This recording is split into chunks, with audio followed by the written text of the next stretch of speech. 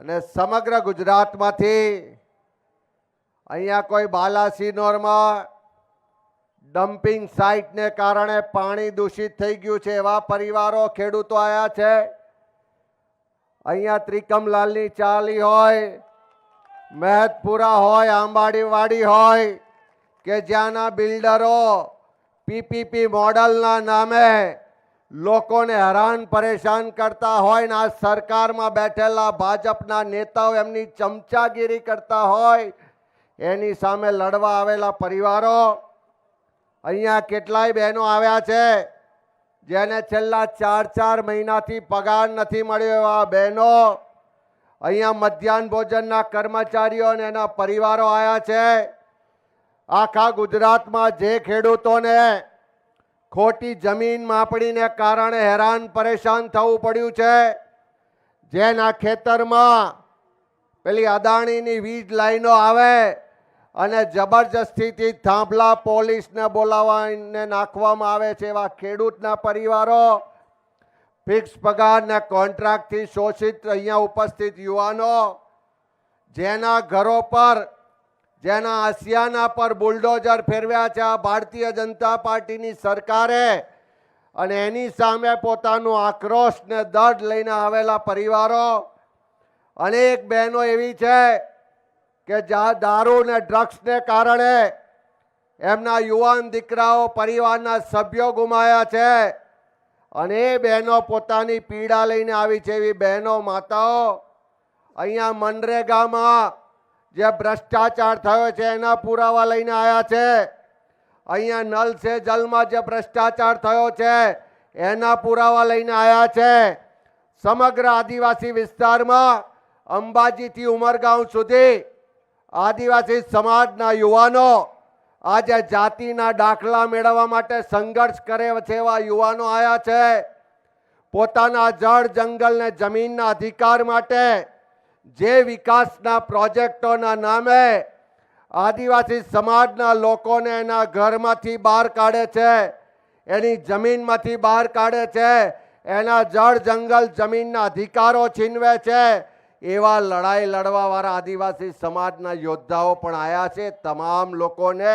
હું આ તબક્કે સલામ કરું છું કે તમારી લડાઈમાં તમે એકલા નથી, પણ આ મંચ પર બેઠેલું કોંગ્રેસનું નેતૃત્વ આખા ગુજરાતના એક તાલુકામાં, એક બૂથમાં બેઠેલો કોંગ્રેસનો કાર્યકર, રાહુલ ગાંધીનો લડાયક યોદ્ધા આ તમારા પ્રશ્નોની લડાઈમાં તમારી સાથે છે। ખભે ખભો મિલાઈને લડીશું। લાઠી ખાવાની થાય કે ગોળી ખાવાની થાય, તમારાથી એક ડગલું આગળ કોંગ્રેસનો કાર્યકર હશે, વિશ્વાસ અપાવવા માટે આ જનાક્રોશ સભાનું આયોજન કર્યું છે। તમારા સૌના સાથ સરકારથી જ્યારે ગુજરાતમાં કમોસમી વરસાદ થયો, ખેડૂતો આર્થિક રીતે પાયમાલ થયા, એક તરફ ખેડૂતો આત્મહત્યા કરતા હતા, બીજી તરફ સરકાર એની વાત સાંભળતી નથી,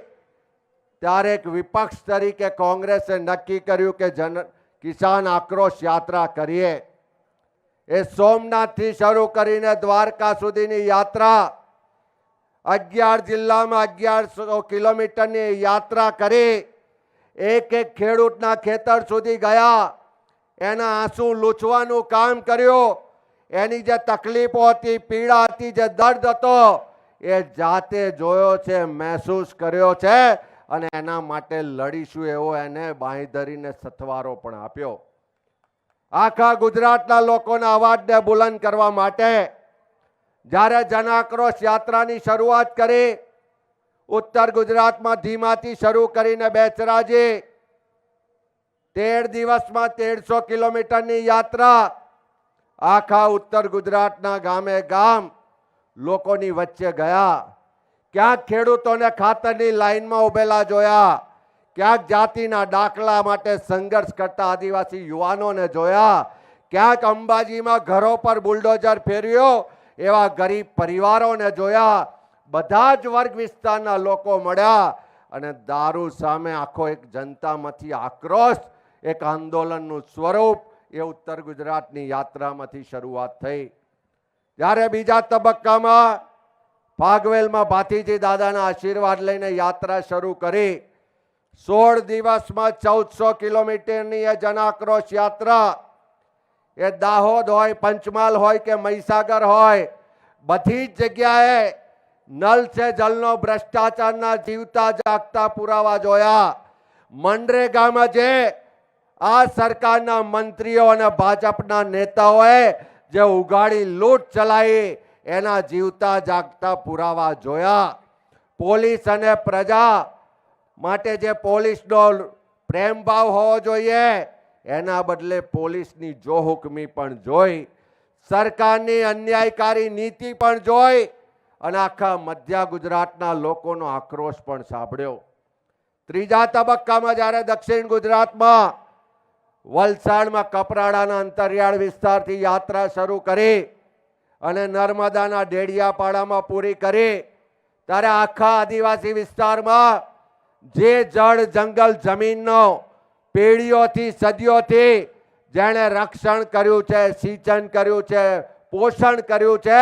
એવા આદિવાસી સમાજના લોકોને ઘરબાર વગરના થતા પણ જોયા. ઘરમાં વીજળી ના હોય,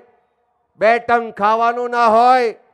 કોઈ સરકારી સહાય ના મળતી હોય, એવા ગરીબ આદિવાસી માતાના જોડે બેસી અને તેમ છતાં એમણે અમને ચા પીવડાવી હોય એવા દિવસો પણ જોયા. ડુંગળીને રોટલો અને ચટણી ખાઈને પણ આ સરકાર સામે તાપી રિવર લિંક પ્રોજેક્ટ માટે જે પરિવારો લડ્યા એને પણ સાંભળ્યા. જે નર્મદા ડેમ સરદાર સરોવરમાંથી આખા ગુજરાતના ખૂણે ખૂણે પાણી પહોંચે, તમારું સિંચાઈનું પાણી, તમારું પીવાનું પાણી આપે, જેણે જમીનો આપી છે, જેના જમીનો ડૂબમાં ગઈ છે, એ આદિવાસી પરિવારોને એના ખેતરો પણ જોયા કે જેની જમીનો પર ડેમ બન્યા, જે લોકોના ઘરો ડૂબમાં જાય છે, આજે વિસ્તારને પીવાનું પાણી પણ એના ખેતર સુધી સિંચાઈનું પાણી પણ પહોંચતું નથી. સ્ટેચ્યુ ઓફ યુનિટીના નામે આખા વિશ્વમાં વાહવાહી આ સરકાર કરે, પણ જે આદિવાસી સમાજની જમીનો તાકાત દાદાગીરીથી કબજો કરે છે, આખા સ્ટેચ્યુ ઓફ યુનિટીમાં વિશ્વના પ્રવાસીઓ આવે પણ ત્યાંના આદિવાસી યુવાનને ત્યાં લારી ઊભી રાખવી હોય તો છૂટ નથી, ત્યાં રિક્ષા ચલાવી હોય તો છૂટ નથી. આ ભાજપના મળતિયાઓને